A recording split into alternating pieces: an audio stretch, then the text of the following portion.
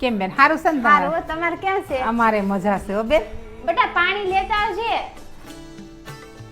चले बांधने बंधन हाय रे दिल में है ये उलझन मिलकर क्या बोले અમને તો બેન છોકરી ગમે છે. તમારો શું વિચાર છે? છોકરો તો અમને ગમે છે બેન. બેન તમને છોકરો ગમ્યો એ વાત સાચી છે, પણ અમારે ઘરનું મકાન નથી હો, અમે ભાડે રહી છે.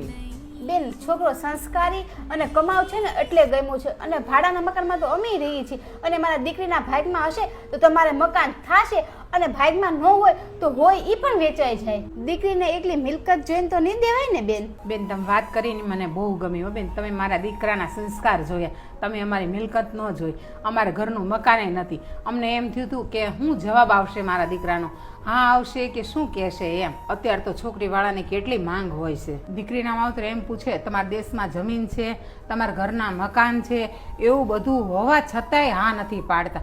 શું ખબર દીકરીના માવતરને કેવું જોઈએ છે.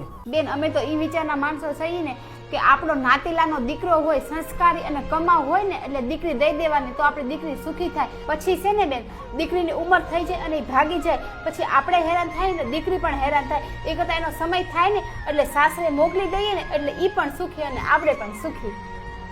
બેન તમારી વાત મને બહુ ગમી.